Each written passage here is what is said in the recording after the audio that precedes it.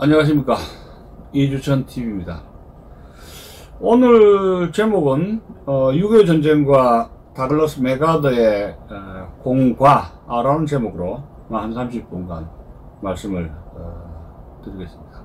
시청자 여러분 꼭 구독을 좀 눌러주십시오. 제가 이제 시작한 지가 한 달도 안 돼서 지금 변변치 못합니다. 앞으로 더 많은 프로그램으로 국민들에게 따라가겠습니다. 이제 제가 어릴 때 가장 10대 사춘기 때 그 인물이라면은 가장 많은 영향력을, 제 인생에 영향을 준 인물 중에 한 명이, 많지는 않습니다만은, 다글라스 맥아더 원수였습니다. 제가 어린 시절 50년대 국민학교 시절까지 6.25 전쟁의 이야기를 듣고 자랐다고 해도 막 과언이 아닙니다. 산에 가서 저 막대기 칼싸움까지 하고 그랬으니까요. 우리 메가더라면 진수상륙작전 만주에 폭격을 하려 했다가 트루만 대통령에게 해임되는 그 불운의 장군으로 알고 있는데, 이 메가더는 미국의 그 전기작가 윌리엄 맨체스터라는 인물이 1978년에 아메리칸 캐저라는 그런 전기를, 메가더에 대한 전기를 썼던 적이 있습니다. 자, 그러면 미국 사람들은, 미국 역사가들은 메가더를 로마의 집정관이었던 케사로와 비교를 했다 하는 점이 흥미롭습니다. 근데 맨체스터가 메가더와 케사로를 비교한 것은 유사점으로 세 가지를 꼽을 수가 있어요. 첫째로는 상당히 베너티라 그러죠. 굉장히 허영심, 뻥이랄까, 자기를 과시하는 그런 허영심이라든가 프라이드라든가 이런 것이 굉장히 강한데 공통점이 있고 성격상하고 있죠. 두 번째는 political ambition, 정치적 야심이 굉장히 컸다는 이야기예요. 정치적 야심이, 군인으로서 정치적 야심이 강했다는 것이고, 세 번째로는 민군 관계 갈등에서 케사르는 원로원, 로마 공화정의 최수령급인 원로원과 갈등을 해서 루비콘강을 건너가지고 원로원을 해체시키면서 일종의 쿠데타를 일으킨 인물이었죠. 로마 공화정을 무너뜨린 인물이고, 이 메가더는 트루만과 갈등을 통해 가지고 어떻게 한명이랄까 그런 가운데서 해임을 당한 적이 있었는데, 군 출신이 최고사령관인 대통령에게, 군 독수권자 대통령에게 항명한 것은 이미 그 전통이 그 전에 좀 한번 있었어요. 남북전쟁 시절에 링컨 대통령 휘하에 있었던 맥클레란 장군이 있었습니다. 이게 이제 맥클레란 장군은 민주당이었는데 링컨은 공화당이었죠. 그리고 맥클레란은 또 정치적 야심이 있었습니다. 그런 가운데서 해임당했던 그런 경험이 있었습니다. 근데 미국 같은 경우에는 민간인에 의한 군부 통제가 비교적 잘 이루어지는 국가이기 때문에 군의 어떤 쿠데타라든가 이런 군의 강력한 정치 개입은 피했다, 이렇게 볼 수가 있습니다. 제가 메가더에 대한 해상을 좀 더 설명을 드리자면, 고등학교 2학년 때입니다. 고등학교 도서부를 했었는데, 우연히 도서부 이렇게 뒤적거리다가 메가더 해고록을 읽었습니다. 그리고 고2 때죠. 발표를 한 적이 있습니다. 지금도 잊을 수 없는 것이, 메가더가 해고록 마지막에 미국 연설이 51년도 미 연설에서 노병은 죽지 않는다, 결코 사라질 뿐이다, 이런 마지막 구절을 보면서 눈물을 흘렸던 적이 있었고, 그때부터 20대는 메가더는 저의 하나의 우상이었던 기억이 새롭습니다. 그래서 유학 갔다 교수가 되면서 메가더에 대한 이런저런 많은 자료를 가지면서 6.25를 다시 보게 되는데요. 메가더 경력을 좀 제가 우선 말씀드리면은, 우리나라 이승만 대통령보다도 5살 적고 트루만보다 4살 많습니다. 그가 1950년 6.25를 맞이했을 때 무려 나이가 70세였다, 상당히 고령이었다, 이런 말씀을 드리고 싶습니다. 그는 태어날 때부터, 어릴 때부터 군인이 될 어떤 그런 이 DNA를 가지고 있었습니다. 할아버지가 남북전쟁 때 아마 영관급 장교로서 출전했고, 북군으로 출전했고, 중령급인가? 아마 제대한 걸 알고 있고, 아버지가 지금 필리핀 군정 초대 그 총독을 해줬습니다. 그래서 이제 필리핀에 있었고, 근데 이제 원래는 아카산스주 리틀락이라고, 지금 말하면 클린턴의 지사였죠. 그래서 거기에서 리틀락에서 군대 병령에서 탄생을 했습니다. 그래서 필리핀에서 어린 시절에 좀 있었기 때문에 아버지하고 자기는 이제 아시아통으로 이렇게 불렸던 것이고, 여러분 잘 알다시피 육사 졸업 성적이 최고점이라서 지금도 그 점수를 갱신한 사람이 없다고 이렇게 하고 있죠. 1차 세계대전 때 출전해가지고 무지개 사단을 이끈 사단장으로서 레인보우 디비전이라고 사단장을 역임했고, 거기에서 이제 무거운 훈장까지 탔었습니다. 그리고 최연소 육군참모총장을 역임했는데, 후보 행정부 시절에 1932년으로 알고 있습니다. 7월 달입니다. 제대 군인들이 살기 어려우니까, 대공황실이 살기 어려우니까 소위 보너스 행진이라고 와싱턴에서 천막을 치고 밀린 보너스 좀 지불해 달라고 좀 땡깡이랄까 대노를 했었습니다. 그때에 거기에 좌익이라든가 공산계열이 있다 이런 소문도 들고 해가지고 후보 행정부가 군대를 동원해가지고 강경 진압을 해가지고 아주 천막 막사를 불태우고 해가지고 상당히 강하게 좀 진압을 해버렸습니다. 그리고 난 뒤에 정치가들의 논평에 의하면 메가드가 앞으로 대통령이 되기는 어렵다 이런 평가를 내린 적이 있었습니다. 근데 군 장교 시절부터 굉장히 주목을 받았던 그런 인물입니다. 그래서 이제 일설에 하면은 루즈벨트 대통령이 군에서 자신의 정치 라이벌을 견제를 해야 되는데, 그 중에 하나 떠오른 인물이 메가더인데, 메가더를 오지 필리핀에 미리 오지로 보냈다 이런 루머도 돌기도 했었습니다. 1937년에 군 복무를 하다가 리타이어 했죠. 진급도 되고 해서 41년 진주만 폭격 태평전쟁이 일어나자 복귀를 해가지고 다시 필리핀의 마닐라에 있다가, 필리핀에서 일본군이 들어오면서 철수를 했지 않습니까? 이 사람이 메가더가 유명한 말을 합니다. I shall return. 나는 다시 돌아올 것이다. 이런 정치의 언급을 했던 것이고, 미군 최연소 별 4개 대장이 되고, 또 오성장군으로 해서 인생을 군 복무를 마감을 했었습니다. 당시에 미국이 지금까지 별 5개, 오성장군이죠. 5스타 오성장군은 9명 뿐입니다. 미국에서는 전시에만 임명했는데, 윌리엄 리 하이, 조지 마셜, 어니스트 킹, 그 다음에 니미츠, 아이젠하워, 아놀드, 홀시, 오마 브래들리 이런 9명 인물만이 오성장군의 등재를 했었습니다.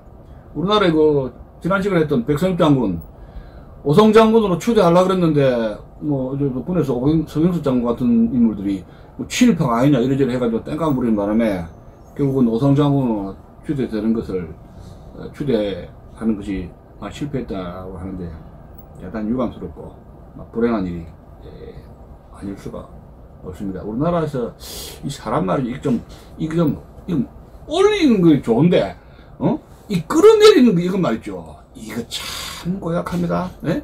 왜 고춧가루를 뿌리고 잘 되는 걸 못 봅니까? 그 별 4개, 5개 좀 주면 안 됩니까? 왜 자꾸 끌어내리냐, 고춧가루를 뿌리냐, 이런 이야기입니다. 이래가 나라 안 됩니다. 예, 안 돼요. 정신 차려야 돼요, 우리나라 사람들이. 종전이 끝나고 나가지고, 이제 일본에 연합군 총사령부를 갔었죠. 근데, 자, 필리핀 통입니다. 아시아 통인데, 필리핀과 그 다음에 일본으로 갔지 않습니까? 그래서 이제 소위 일본 통이 되는데, 불행한 것은 우리나라가 1949년 6월 달에 미군이 철수할 때 미국이 합참에서 메가더에게 의견을 제출하라고 했는데, 한국의 미군 철수를 지지했다고 이렇게 보도를 듣고 있습니다.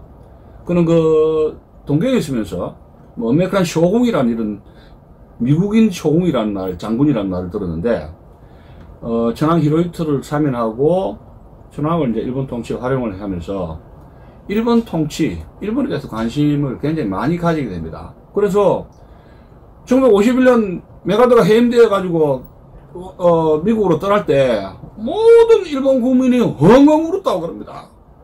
그만큼 일본은 살아있는, 메가더는 살아있는 신으로서 일본의 부흥의 은인이다, 이렇게 이야기를 하고 있습니다. 그와 반면에 한국 문제에 대해서는 무관심했던 것 같아요. 그래서 자기 부하였던 하지 중장에게 이 한반도 문제를 전적으로 일임을 했습니다. 그리고 6.25 당시에 비행기 타고 이제 왔다 갔다 전시 시찰 했는데, 전시 시찰 끝나면 동경으로 가고, 동경에는 물론 처자식 있죠. 근데 한국에 오래 남는 시간이 그렇게 많지를 않았다, 이렇게 기록에는 이야기를 하고 있습니다. 메가더는 이혼을 했거든요. 결혼을 했다가 이제 이혼했는데, 둘째 부인이 나이가 상당히 차이가 많이 납니다. 우리 이승만 대통령하고 여러분 프란체스카 여사 알지 않습니까? 나이가 지금 상당히 차이가 많이 나죠. 그래서 프란체스카 여사는 이승만 대통령에게 파파 이렇게 했다 그러지 않습니까? 이 파파라는 게 뭐냐면, 브라더보다는 나이가 많고 남편이, 아버지보다는 나이가 좀 적은 브라더하고 아버지하고 그거 중간치기 남편, 이런 걸 미국 서양 사람들의 여자가 애칭으로 자기 남편에게 파파라 그랬어요. 근데 둘째 분이었던 메가더 부인이 메가더에게도 막 그런 식으로 파파 이런 식으로 상당히 어렵게 나이가 상당히 차이가 많이 났단 말입니다. 그래서 어렵게 생각을 해서 깍듯이 일본 여성이 일본 남성에게 공손하게 하듯이 상당히 어렵게 이렇게 복종을 했다고 이렇게 이야기를 하고 있습니다. 메가더가 이 성공하는 데는 어머니의 이 엄청난 치맛바람이 있었습니다. 미국의 육군사관학교를 웨스트 포인트라 그러지 않습니까? 뉴욕의 웨스트 포인트에 있는 미국 군사학교가 육군 군사사관학교가 별명이 웨스트 포인트죠. 그래서 엄마가 메가더를 장군 만들기 위해서 웨스트 포인트를 가야 되는데, 거기 1년 동안 재수를 하면서 엄마가 밥을 해주고 하면서 1년 동안 관리대가 재수를 해가지고 웨스트 포인트에 합격을 시켰다고 그래요. 그만큼 굉장히 극성스러웠습니다. 이 부인들 치맛바람 별로 안 일으키는데 굉장히 극성스럽다, 이렇게 이야기는 전해지고 있습니다. anyway, 자, 메가더의 공과 공적과 과실입니다.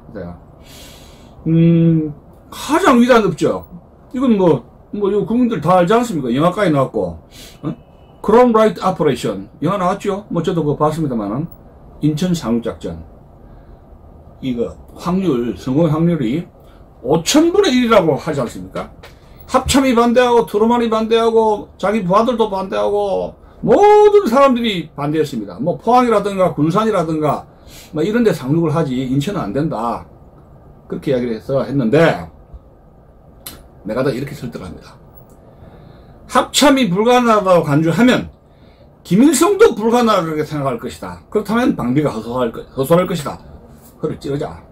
그렇게 해서 45분 동안 설득을 하니까, 그 당시에 여러분 아이젠하워라든가 오마 브래들리라든가 이런 사람들이 다 메가더의 10년 이상의 나이 차이 많은 후배밖에 안 되면 10년 이상 후배예요. 아이젠하워 메가더보다 10년 연하의 후배입니다. 마닐라에 있을 때 이 메가더에 부관했던 경험이 있었던 것이 아이젠하워 아닙니까? 말을 안 들을 수가 없죠. 그렇게 우기는데, 그 대신 선배님 책임지시오, 이렇게 된 겁니다. 성공했습니다. 완전히 클리니트죠. 대박이 터진 겁니다. 그래서 메가더의 권위가 급상승을 했는데, 메가더가 태평양전쟁에서 이 태평양이 굉장히 강하지 않습니까? 자, 2차 대전 때의 유럽 전선과 태평양 전선으로 나뉘게 됩니다. 육군도 태평양파 제너럴, 이 유럽의 아이젠하워를 하는 유럽파, 태평양의 메가더파, 이렇게 이제 나뉘가 되고, 태평양에서는 태평양이 굉장히 그 넓지 않습니까? 그러면 해군의 역할, 상륙작전의 역할이 강하게 됩니다. 그러니까 미 해군제도 니미츠라는 인물이 있었는데 해군하고 육군하고 이 주도권 다툼이 굉장히 강했습니다. 그래서 아예 태평양 바다를 두 동강에 내어서 위쪽에는 니미츠가 하고 이 육지하고 붙어있는 섬 쪽에는 메가더가 관리하도록 육군의 주도권과 메가더의 육군의 주도권과 니미츠의 해군의 주도권으로 작전 그 지도를 갖다가 반토막을 내가지고 일본과 전쟁을 했다는 웃지 못할 그런 에피소드도 있습니다. 그만큼 태평양 전쟁에서 상륙작전을 많이 했다 이런 말씀을 드리는 것입니다. 자, 메가더가 인천 상륙작전으로 해가지고 대박이 터지고 하여튼 굉장한 성공을 하면서 낙동강 전선에서 전선을 고립해서 북격으로 고립시키고 북진을 한 계기를 마련하고 북격으로 괴멸시키는 성공했지 않습니까? 근데 이제 그 다음에 메가더의 작전이 이게 문제입니다. 메가더는 소위 말해서 중공군 개입을 예측을 하지 못한 것이죠. 그래서 메가더 중공 예측을 못했다는 것도 하나가 있고, 그 전에 자 서울에 이제 그 해병대라든가 이런 미 8군이 들어갔습니다. 그런데 메가더 실책이 나오기 시작합니다. 원산 상륙작전을 기도를 한 겁니다. 알몬드 장군의 10군단이죠. 자, 미군이 원산 상륙작전을 들어갔는데 문제는 뭐냐? 원산 시청에 가니까 이미 누가 있습니까? 한국은 태극기 깃발이 꼽혀버리는 겁니다. 자, 이 상륙작전도 자꾸 써먹으면 안 된다, 자주 써먹으면 안 된다, 이야기입니다. 한국군이 이미 원산을 점령해가지고 했는데 왜 그랬느냐? 그 바닷가에 북해군이 이렇게 깔아놓은 기뢰 작업, 기뢰죠. 바다에 있는 기뢰 작업을, 기뢰를 이걸 갖다가 폭발을 시키려 하다가, 그것이 이제 시간이 많이 걸리고, 결국은 일본의 선박, 일본의 해군까지 동원하면서 이 기뢰 작업 제거 시간이 많이 걸리면서 본선 상륙작전이 일주일 이상 늦게 된 것이니까, 상륙작전이 하나마나 이런 식으로 되어버린 것이 첫 번째 패착이고, 실패예요. 자, 두 번째 실책이 뭐냐? 자, 서울 쪽에서 북해군이 이강소라든가 이런 사람들이 우리나라의 그 정치인, 문인들, 쟁쟁한 사람들이 이런 수갑 채워가지고 북으로 끌려갔지 않습니까? 자, 끌려가는 행진이 보입니다? 그러면 공수부대를 투입을 해가지고 그 사람들을 구출을 해야 될 거 아닙니까? 얼마나 많은 사람들이 북에 끌려갔습니까? 예? 자, 서울 지역에 강제 북송이 되는 남한 유력 인사들 구출 작전에 실패를 했다는 얘기입니다. 이세돌 때 101 공수부대, 그 공수부대로 맹활약을 했던, 많은 미군 장성이 있었지 않습니까? 왜 낙하산 부대를 해가지고, 투입을 할 수가 없었냐, 이게. 공수부대 투입 시기가 늦어가지고, 우리나라의 수많은 유력 인사들, 죄 없는 이런 남한 사람들이 포송줄을 해가지고 북한에 끌려가는 것을 방치해버렸다라는 점이고, 이게 두 번째 실책이다. 이 세 번째 실책은 또 뭐냐? 군 지휘권을 양도했다는 사실입니다. 군 지휘권. 이게 굉장히 중요한 것인데, 자, 여러분 알다시피, 임진왜란 때, 자, 한반도에서 남쪽으로 군대가 몰고 북으로 가는 거는 6.25 때가 아니고 언제 있었습니까? 임진왜란 때죠. 예? 정유재란 때입니다. 임진왜란 때, 그 풍신수길이가 이 우리나라를, 조선을 쳐내려왔을 때, 군을, 자, 이렇게 하면은, 왕이 신의주로 해가지고 도망가는데, 소수행장을 통해가지고 평양으로 가죠. 소수행장 군대. 그 다음에 함경도로 갑니다. 함경도에는 선조의 왕자들이 함경도로 도망갔지 않습니까? 그때, 가등청청이라고 하지 않습니까? 가등청청. 함경도에 호랑이 많아가지고, 호랑이 많이 때려잡았다 해가지고, 이승만 대통령이 일본에 가서 항해했던 그 인물, 가등청청. 그 소수행장을 평양 쪽으로, 그 다음에 함경도 쪽으로 가등청천으로 가게 했는데 이 두 사람이 사이가 굉장히 나빴어요. 왜냐? 지휘권이 양분됐단 말이에요. 그러니까 서로 군의 주도권 다툼을 할 수밖에 없죠. 그 풍신수길이 일본에 있으면서 양쪽을 이렇게 컨트롤한 겁니다. 두 사람이 결국은 사이가 나빠가지고 가등청천은 세키가라 전투에서 소위 그 풍신수길 세력, 소수행장 세력에게 적대하는 그런 입장에 섰던 겁니다. 자, 그러면 임진왜란 역사를 메가더가 읽었을 리가 없죠. 그만큼 동양의 역사에 대해서, 이 동북아시아의 역사에 대해서 그렇게 해박했다고 볼 수는 없는 것입니다. 즉 평양 쪽으로 가는 워커 8군, 그 다음에 함경도 쪽으로 가는 알몬드 소장의 10군단으로 해가지고 군을 양분시켰단 말이에요. 그러니까 워커 장군이 알몬드 10군단을 자기 지휘하에 좀 배속해달라고 간청을 했습니다. 근데 메가더하고 워커 중장하고 사이는 그렇게 이 알몬드 중장만큼 아주 친근한 사이가 아니에요. 이 워커 중장이 패턴 휘하에 있었던 용장인데, 예? 성격이 좀 라프하고 이렇게 비비는 성격이 아니란 말이에요. 근데 알몬드는 이래 하면서 메가더한테 이렇게 좀 스타일 그래요. 예, 그랬는데 군 지휘권을 안 준다. 워커가 알몬드의 10군단에 지휘권을 안 주기 때문에 상당히 불만이 있었습니다. 근데 메가더는 어디 있습니까?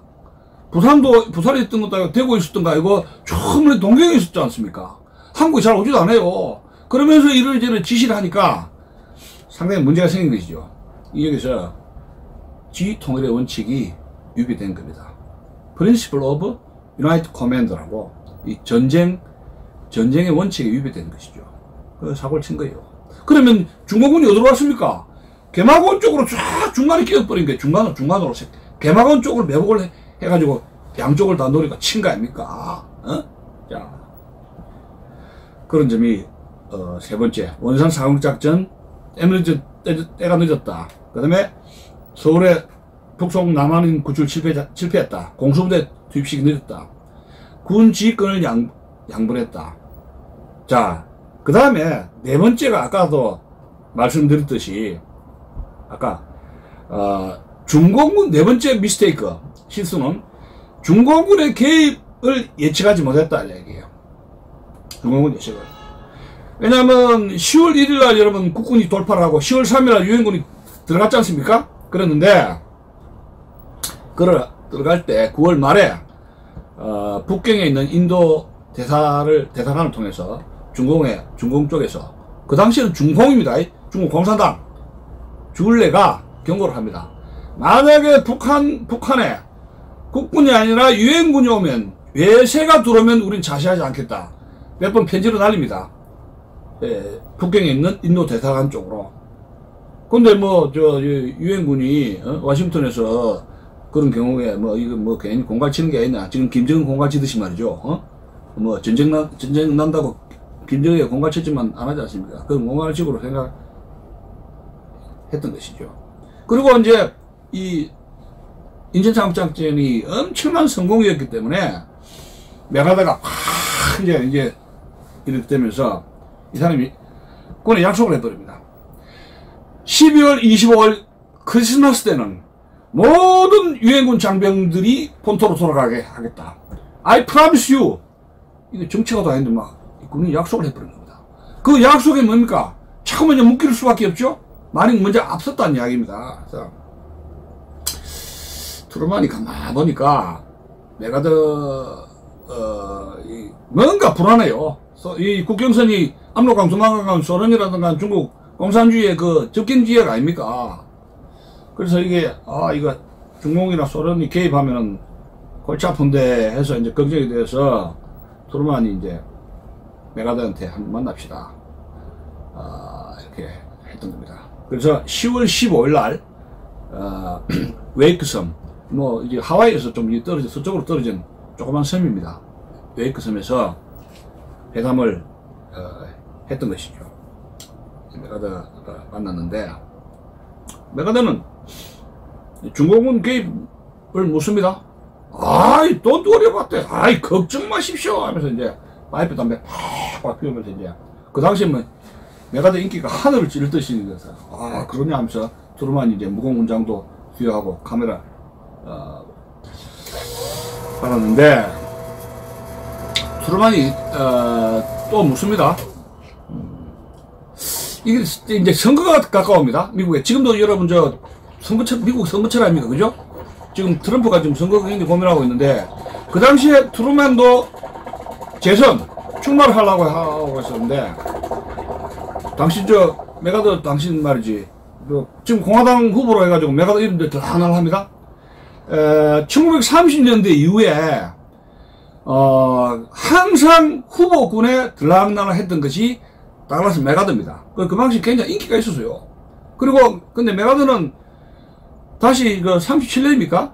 전역했다가 41년 군에 다시 복귀해가지고 태평양 전쟁을 해가 마닐라로 간 이후로 미국 본토에 돌아가지 않은 지가 언제입니까? 그건 10년이? 10년, 거의 10년 넘었죠.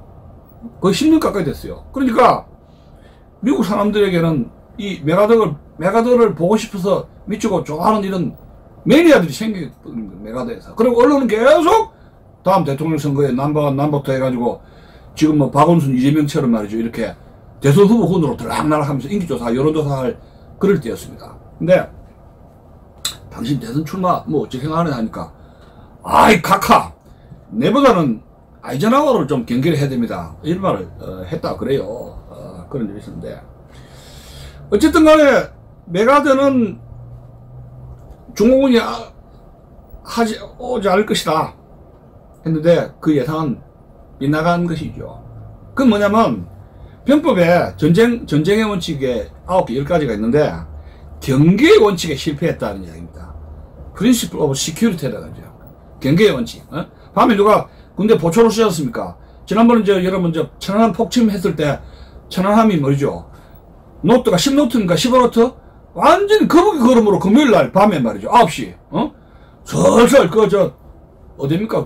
백릉도입니까? 그쪽에서 10노트로 기어간다는 거는 이거는 의뢰 맞기 딱 좋은 속도예요. 빨리 빠져나와야 되죠. 그런데 그게 뭡니까? 경계의 원칙이라는 거예요. 경계의 원칙에서 실패를 했다 하는 점입니다. 그 당시에 윌러비 준장이 말하자면 정보국장으로 있었는데 그 사람 책임 있죠. 이제 너무 이제 적에 대해서 방심을 했던 것인데 결국은 이제 우리가 어떤 생각을 하게 되냐면은 메가더는 만약에 이 공군이라든가 유엔군이 공군과 해군이 압도적이니까 막강한 화력으로 덤비면 사정없이 깔아뭉개버리겠다. 막강한 화력이 있는데 어디에? 그 다음에 핵이 있지 않습니까? 핵이 만주로 투하하면 된다. 모택동 장기석 군대 대만에서 용병으로 쓰자. 압록강 수평 땐 폭발을 하자. 공군이 있으니까 B-29기 폭격기 있지 않습니까? 막 두드려 때리면 누가 감당할 수가 있느냐 이런 자신감을 가지고 있었던 것이죠. 메가더에 의하면 한국전쟁은 토털 워 전면전입니다. 그래서 그는 심심하게 이런 말 합니다. 전쟁에서 승리를 대신할 수 있는 건 없다 이야기예요. 이건 뭐 중립 무승부 이건 있을 수 없다는 이야기죠. 그래서 한반도에서 공산주의의 승리를 해야 세계 평화가 도래될 수가 있다. 그러면 원자탄이라도 만주에 폭격을 해야 된다. 원자탄 그 당시에 미국이 가장 많이 있었습니다. 네. 자, 그런데 트루만의 생각은 그게 아닙니다. 정치가니까 머리를 굉장히 복잡하게 생각합니다. 뭐냐? 한국 전쟁은 제한전, 리미티드 워페어로 끝내야 된다 이야기예요. 왜? 우리는 달린 식구가 많다 이야기. 한국뿐만이 아니라 먹이 사는 식구가 어디야? 유럽에 많다 이야기. 아시아 일본도 붕괴가 되고 아프리카 유럽에도 우리한테 빵 달라 탱크 달라 하는데 많다 이야기인데 한국만 전쟁 전부 다가 아니다 이야기예요. 만약에 만주에 우리가 얼마 안 되는 원자폭탄 폭격을 다 하면은 소련이 49년도 원자탄을 개발했지 않습니까?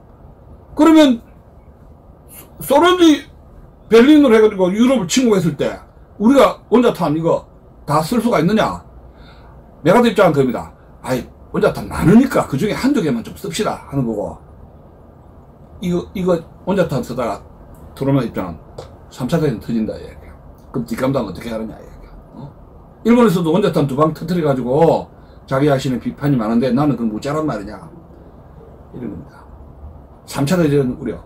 그리고 트루먼은 그 해고로서 밝히듯이 3차 대전 한국전쟁은 유럽에서의 소련에 의한 3차 대전의 전주곡이기 때문에 실질적인 진짜 전쟁은 유럽에 있다 이런 이야기예요. 그럼 여기서 많은 돈, 병력이라든가 물자라든가 이거를 좀 아껴야 된다. 여기서 전쟁은 그만두고 유럽을 보고 유럽에 독일을 복구시키고 유럽을 경제적으로 부흥하고 유럽을 더 캐야지 한국에 말려들면 이건 페인팅워다 이래. 소련에 의한 페인팅워니까 너무 여기서 뻘구덩이에 빠지면 안 된다. 바로 빼야 된다. 그런 정치가적인 입장이었던 것이죠. 결국은 이런 시각이 결국은 트루먼이 메가더를 해임하는 단초를 제공했던 것입니다. 오늘 이야기는 여기까지만 하겠습니다. 대단히 감사합니다.